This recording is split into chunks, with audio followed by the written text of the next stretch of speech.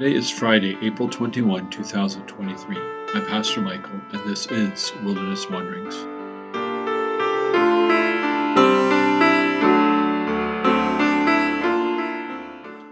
Our text is from Philippians 1. For to me, to live is Christ, and to die is gain. If I am to go on living in the body, this will mean fruitful labor for me. Yet what shall I choose? I do not know. I am torn between the two. I desire to depart to be with Christ, which is better by far, but it is more necessary for you that I remain in the body. Philippians 1, verses 21 to 24. Pastor Anthony included the opening words of our text in his meditation yesterday.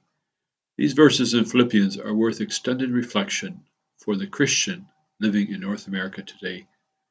They help to deal with our own impending death, a topic many people go to great lengths to avoid. I think that it is fair to say that many people among whom we work and live do not know what to do with death. Historically, most people died at home with family present. In many places this is still the case, but in our context, people die in hospitals or nursing homes more frequently than in homes.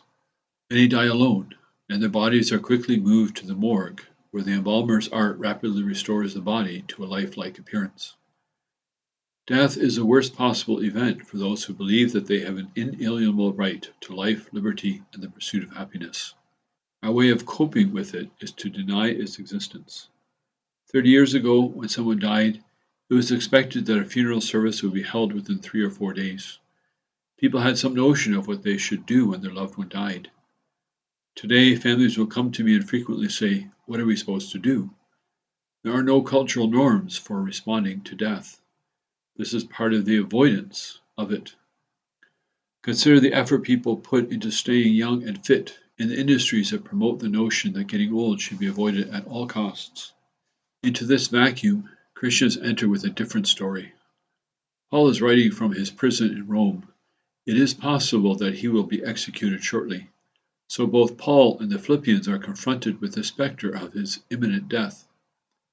Paul is conflicted in this passage. He sees advantages in dying and in staying alive to continue his ministry. It's important to remember what Paul has been saying. Living well means seeking the glory of Christ. That is what he has given his life to ever since he met Christ on the road to Damascus. When he dies, he will finally be with Christ. His sinfulness will no longer detract from Christ's glory. To borrow from another letter, "For now we see only a reflection as in a mirror. Then we shall see face to face. Now I know in part, and I shall know fully, even as I am fully known." 1 Corinthians 13:12. Christians believe that there is life after death, even resurrection of our physical bodies. And that life is better than this one. Many people around us do not have this hope. To be with Christ is far better than to be here, says Paul. Do you believe that? Paul's conflict is that he also believes the Philippian church still needs his service.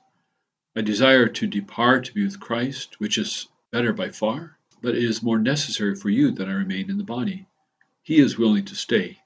He is willing to sacrifice his own gain for the sake of the church. Again, he is demonstrating what he will later write. Each of you should look not only to your own interests, but also to the interests of others. It's chapter 2, verse 4.